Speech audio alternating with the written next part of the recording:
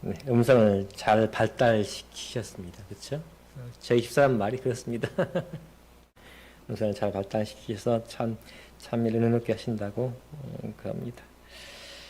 오늘 모세에 대해서 이야기를 하고자 합니다. 모세 이야기는 벌써 지난 안식일 교과 시간에 출애굽기를 통해서 우리가 이야기를 배우셨고, 또 이번에 이제 여호수아, 출애굽기 후에 여호수아까지 이렇게 연결되는 이야기이기 때문에 모세에 대해서는 많이 이제 이야기를 나누셨습니다. 그 중에서도 오늘은 모세의 출생에 대한 이야기를 나누고자 합니다. 지난 시간에 우리가 하나님께서 남은 무리를 두셨는데 그 남은 무리는 바로 하나님의 말씀을 지키는 자들로서 세우셨다고 말씀드렸습니다. 하나님께서는 항상 당신을 섬기는 남은 무리를 보존하셨다. 아담, 셋, 에녹, 무두셀라, 노아, 셈은 계통을 이어가며 각 세대를 통하여 그분의 뜻을 담은 귀중한 계시들을 보존하였다. 데라의 아들 아브라함은 이 거룩한 신탁의 후계자가 되었다라고 부조와 선자에 기록하고 있습니다. 그래서 아담, 셋, 에녹, 무두셀라, 노아, 셈은 그 대대로 하나님의 말씀을 보존하는 사람들이 되었고,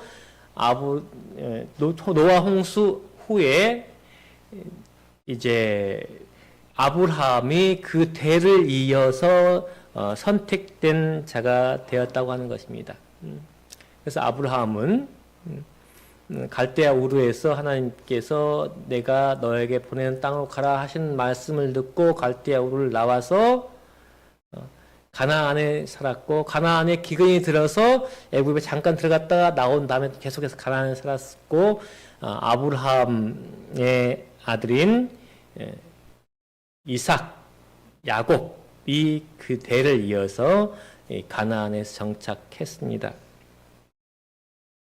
그리고 이제 가나안에 큰 기근이 들어서 야곱의 가족 70명이 다시 애굽으로 들어가게 됩니다. 그리고 애굽에서 혹자는 230년, 뭐 430년 이렇게 기간을 거기서 지내다가 다시 나오는 과정이 바로 출애굽기의 이야기입니다.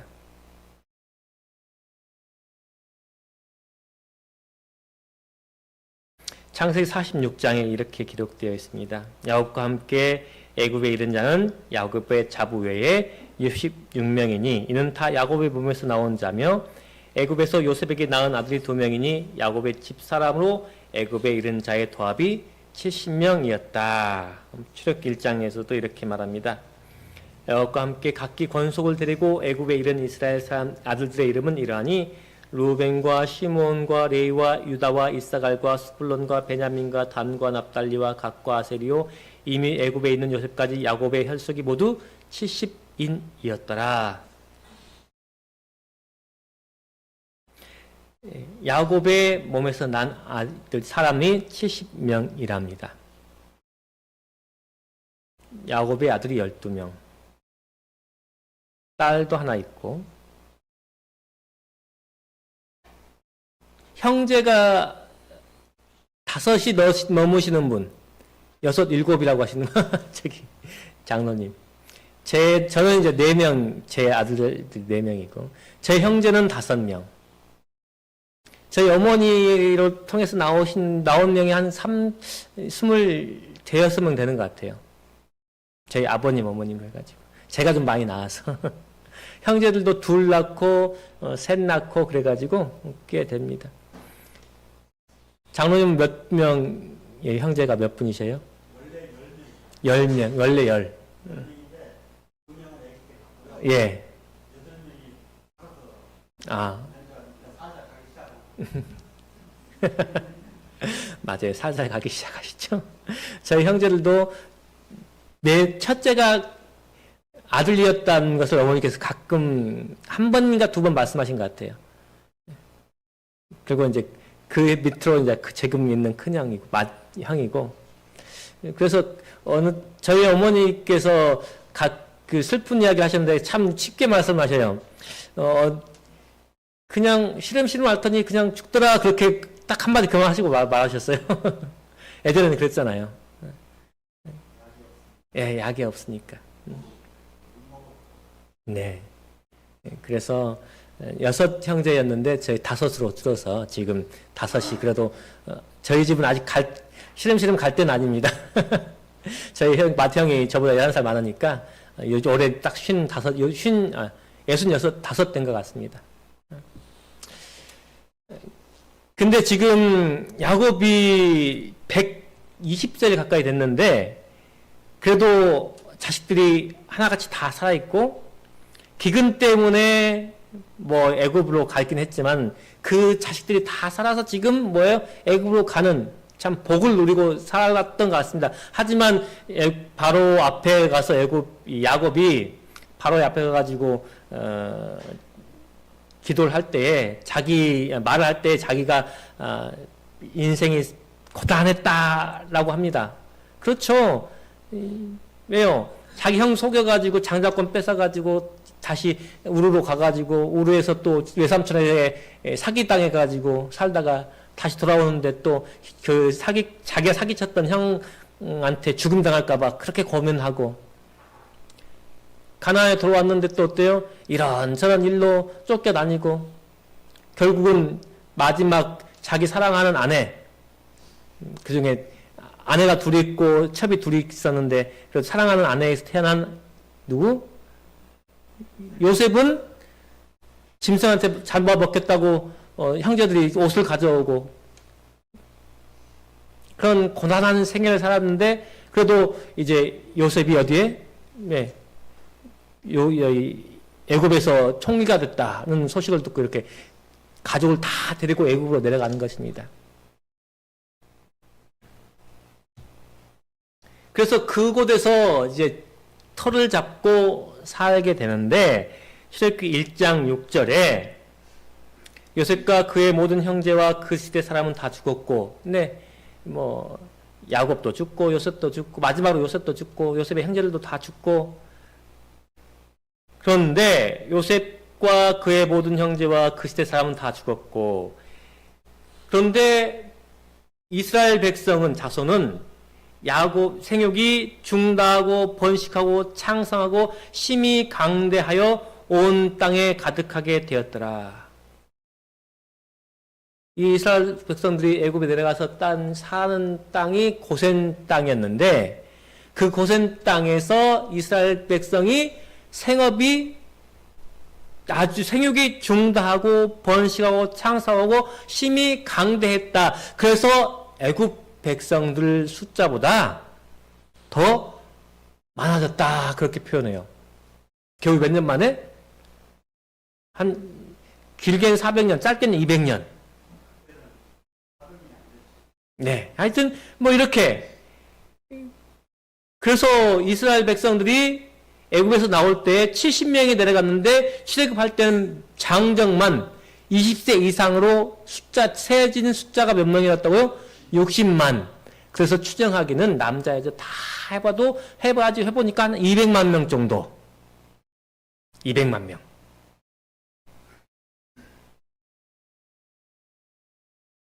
그러니 애굽 왕이 뭐예요? 예, 놀래고 야 이거 너무 많은데 원래 살던 백성들보다 들어온 백성이 많아지니까 어때요? 겁이 나요? 안 나요? 겁이 납니다. 이스라엘 애굽 이집트는 요즘 말로는 이집트고 이제 옛날 말로는 이제 애굽이라고 하는 성경 말로는 애굽이라고 하는데 애굽 사람들은 주로 어디 살아요? 나일 강가에만 살아요. 그 주변은 뭐예요? 그 나일 강을 떠나면 뭐예요? 다 사막이에요.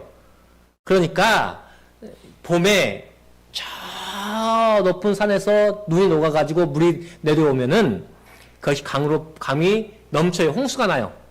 그럼 그 홍수 난 데가 이제 뭐예요?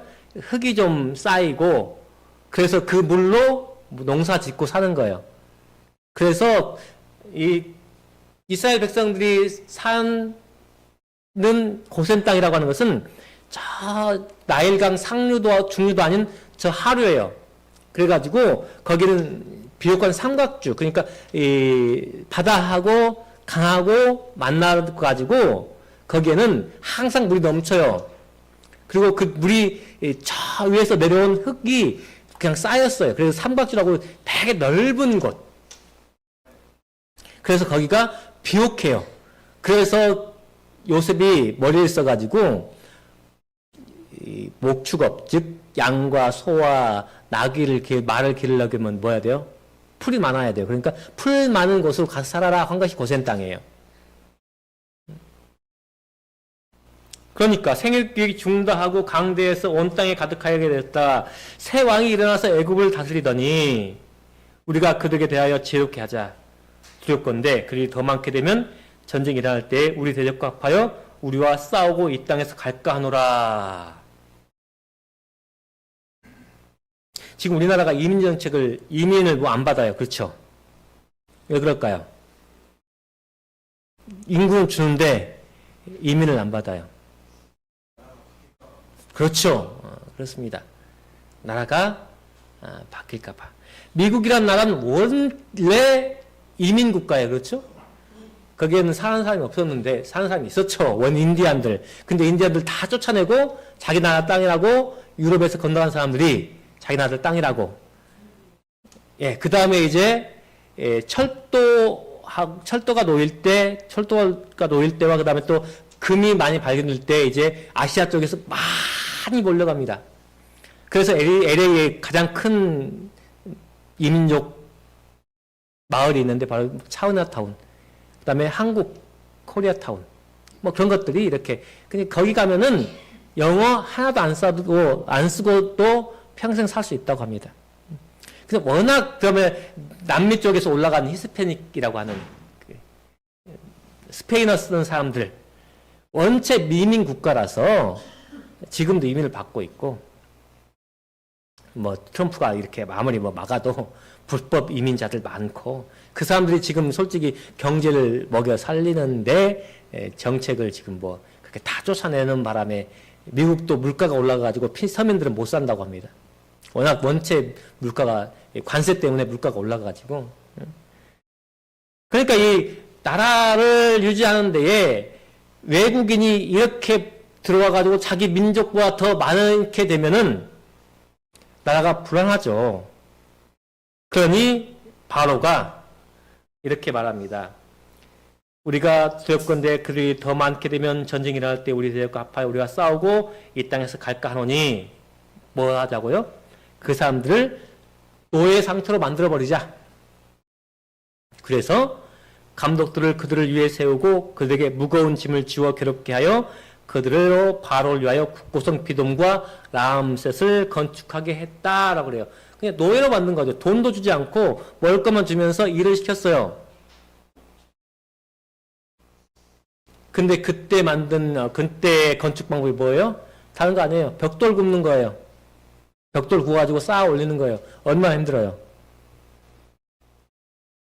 그러나 학대를 받을수록 더욱 번성하고 창성하니 애굽 사람이 이스라엘 자손을 인하여 근심하며 이스라엘 자손의 역사를 엄하게 하여 고역으로 그들의 생활을 괴롭게 하니 곧 흙 일기기와 벽돌 굽기와 농사의 여러 가지 일이라. 그 시킨 일이 다 엄하였다. 일본이 우리나라를 압제할 때에 했던 방법이 이와 똑같습니다. 뭐요? 수탈. 태평양 전쟁이 일어나고 그다음에 만주사변이 일어날 때 뭐 했어요? 수탈. 못 먹고 못 살게 하는 거예요. 쌀 라면 다 가져가고 집에 있는 문고리까지 다 뜯어서 가져가고. 그러니까 뭐예요? 독립이라고 하는 것에 대해서는 크게 관심을 못 들였어요. 30년대 후반, 40년대 초반에는. 왜요? 뭐 지금 먹고 사는 게 급급하니까. 독립하는 사람들은 다 어디예요? 미국이나 만주, 이제 저기 청해, 이렇게 중국 그쪽에나 독립하자고 하는 사람들이 있었지. 우리나라 나라 안에서는 독립하려고 하는 사람들이 있었을까요? 별로 없었어요. 저희 어머니도 독립이 되니까 45년 독립이 되니까 독립이 됐는갑다 하셨대요.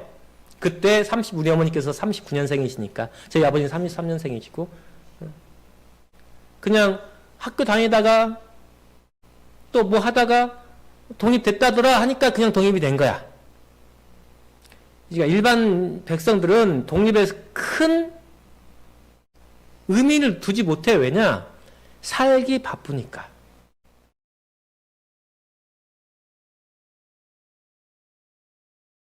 그래서 어떻게 하는 거예요? 이 사람들을 그렇게 살기 힘들게 해서 그것에서 꿈도 꾸지 못하게 하자라고 정책을 세우는데 그 다음 말이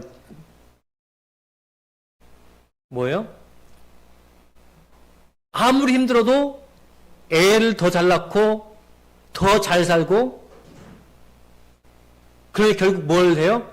야, 안 되겠다. 태어난 애를 죽여버리자.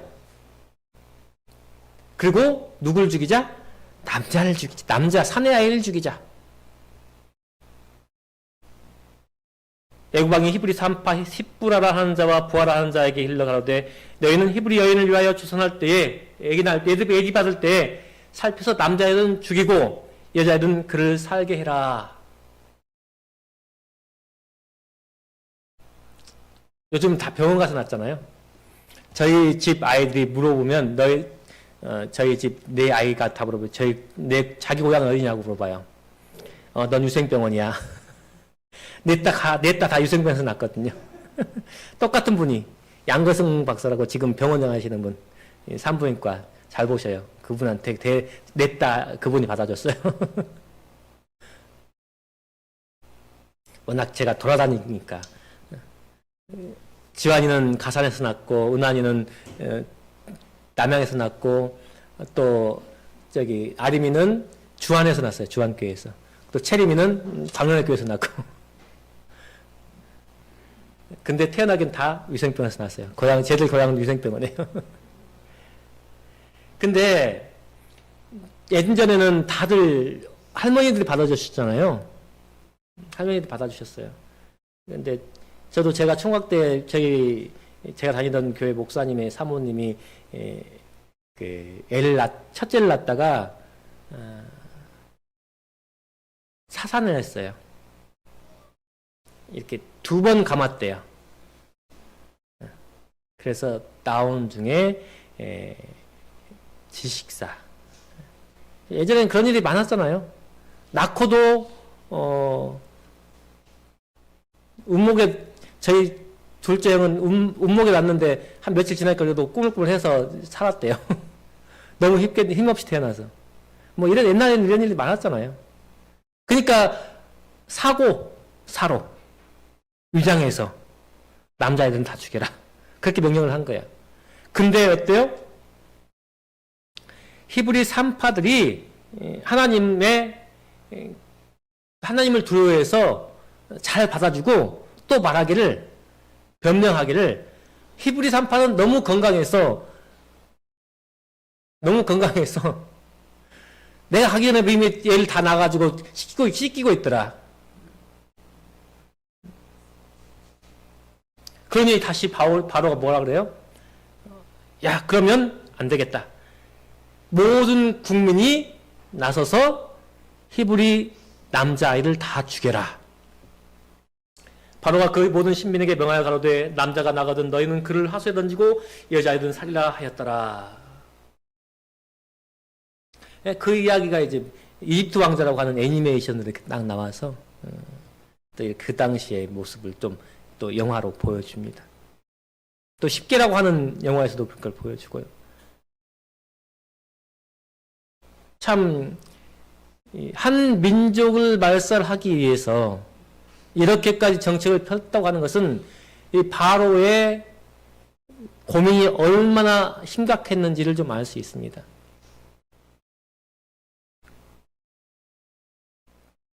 지금 우리나라가 이제 외국인들이 많이 들어왔어요.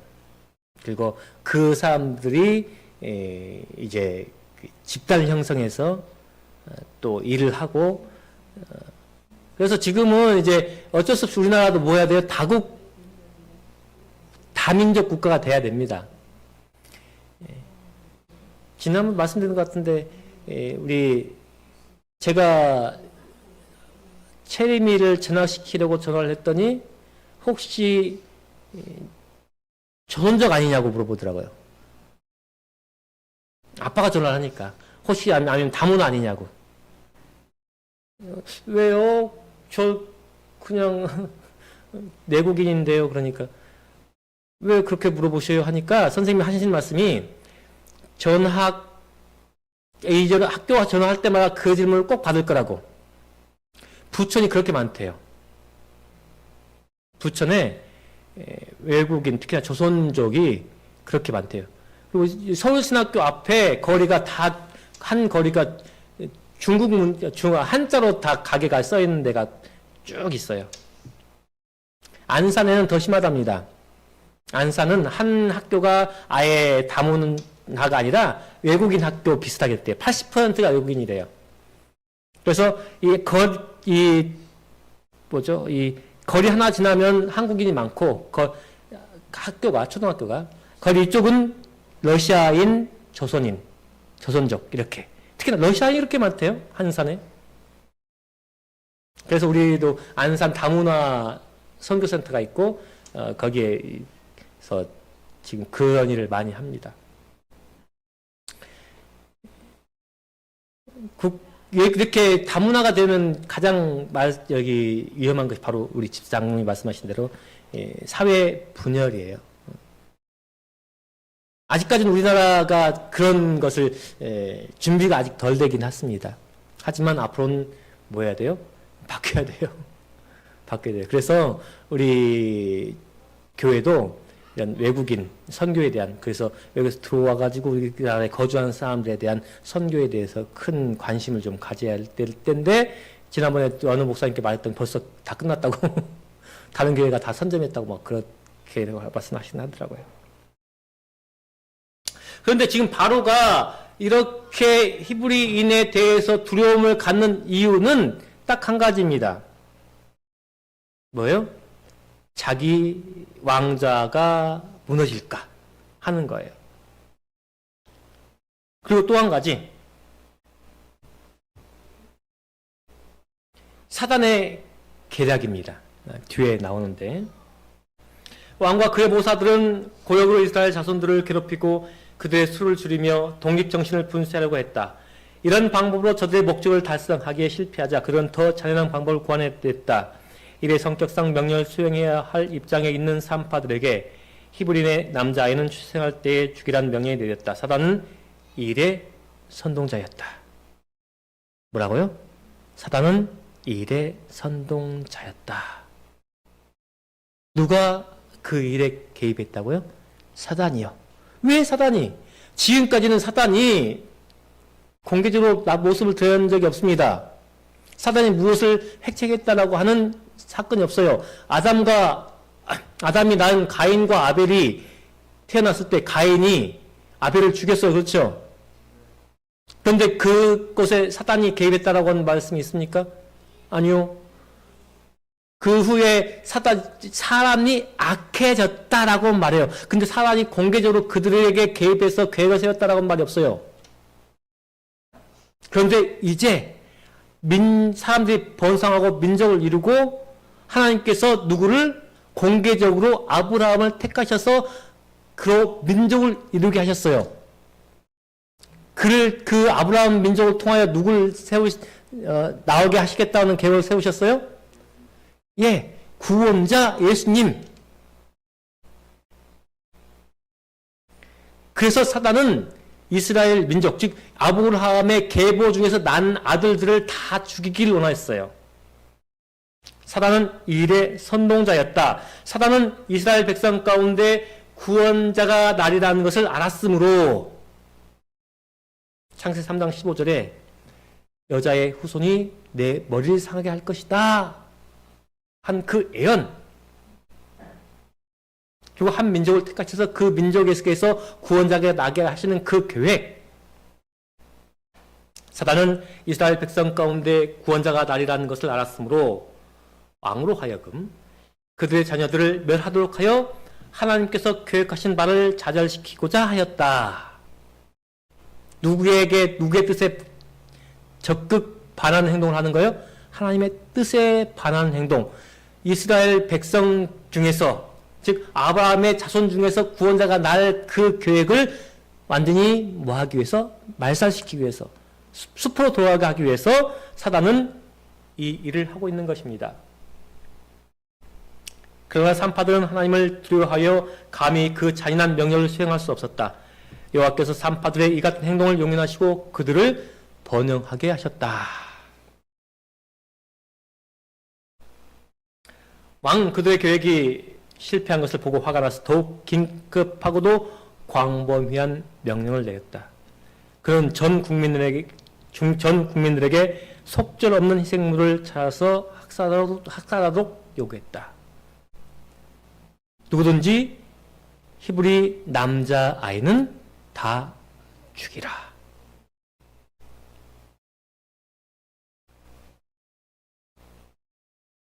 그 가운데 모세가 태어났습니다. 레위 족속 중 한 사람이 가서 레위 여자에게 장가들었다.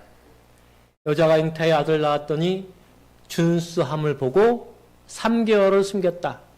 근데 3개월 숨기고 나서 얘가 좀 크잖아요. 그러면 어때요? 숨길 수가 없어요. 애 울음소리가 더 커져요. 이제 기어다니죠. 더 숨길 수 없게 되매 그를 위하여 갈 상자를 가져다가 역청과 나무진을 칠하고 아이를 거기 담아 하숫과 갈대 사이에 두었더라. 바로의 딸이 목욕하러 하수로 내려오고 그가 갈대 사이에 상자를 보고 시녀를 보내 가져오다가 열고 그 아이를 보니 아이가 우는지라. 아이가 우는지라. 그가 불쌍히 여겨 가로되 이는 히브리 사람의 아이로다. 이는 히브리 사람의 아이로다.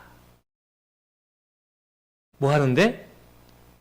이 애굽 백성들은 히브리 아이를 보면 어떻게 해야 된다고요? 남자 아이인 것을 보면 어떻게 해야 된다고요? 다 불에 빠뜨리라고요. 익사시키라고요. 그런데 공주가 그 아이를 발견하고 불쌍히 여겨 이는 히브리 사람의 아이로다. 그 전후 사정을 다 뭐 한순간 아는 거죠.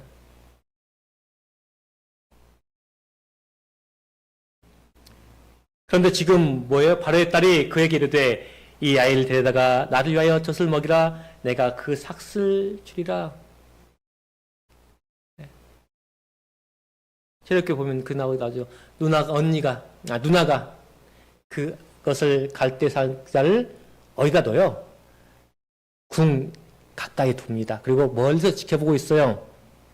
바로의 공주가 나와서 그 아이를 살펴보는 걸 보니 즉각 달려가서 이 아이 어떻게 해줄까요? 마땅한 유모가 있는데 그래 이 아이를 데려가서 유모에게 맡겨라. 누구한테 데려가죠? 다시 엄마한테 데려가줘요. 그 삭도 주리라. 여인이 아이를 데려다가 젖을 먹이니 그 아이가 자라매 바로의 딸에게 데려가니 그의 아들이 되니라. 바로의 딸의 아들이 돼요. 그래서 왕자가 됩니다. 그가 그 이름을 모세라 하여 가로되 이는 내가 그를 물에서 건져내었습니다 하였더라. 사단은 이스라엘의 씨를 말려서 구주의 탄생을 막으려 했지만은 오히려 그 일을 통하여 이스라엘의 한 아이가 어디로 들어가요? 바로의 궁에 들어가서 40살이 될 때까지 왕이 되는 교육을 받고 이스라엘 구원할 자질을 갖추게 되는 것이에요. 하나님께서는 이 일을 통해서 바로를 통해서라 할지라도 누구의 뜻을 이루셔요? 하나님의 뜻을 이루셔요. 사단의 목적은 좌절되었다. 히브리인의 자녀들을 죽이라는 그 명령을 하나님께서는 그의 백성의 미래의 지도를 훈련하고 교육을 하는 일에 활용하셨다. 하나님께서는 사단이 아무리 잘 계획하고 이 세상의 권력을 통하여 일을 할지라도 그 일을 통해서 누구의 뜻을 이루셔요? 하나님의 뜻을 이루셔요. 하나님의 구원의 일에서는 우리 인간의 고통이 수반된다 할지라도 하나님의 구원의 계획은 어때요? 이루어지고 진행되는 것입니다. 다음 이렇게 사단은 하나님의 뜻을 굽히기 위하여 또는 우리 인간의 구원을 좌절시키기 위하여 수많은 일을 이루어갑니다.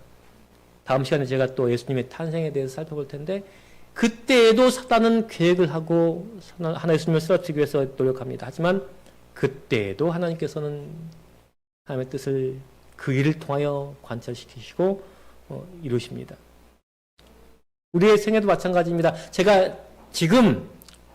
내가 지금 힘들고 어렵고 사단이 나를 정복하여서 내가 그곳에 부복 넘어져 있다 할지라도 그 일을 통하여 승리하시는 분은 누구셔요? 하나님이셔요. 그리고 결국 하나님의 뜻이 이루어지고 우리의 구원을 위한 하나님의 계획은 성취된다고 하는 것입니다. 우리의 삶 가운데 하나님의 뜻이 온전히 이루어지고 결국 우리가 누구의 품 안에서 하나님의 품 안에서 기뻐하는 시간이 때까지 하나님을 믿는 믿음을 굳건히 가지시기를 간절히 바라며 오늘 말씀 마치도록 하겠습니다.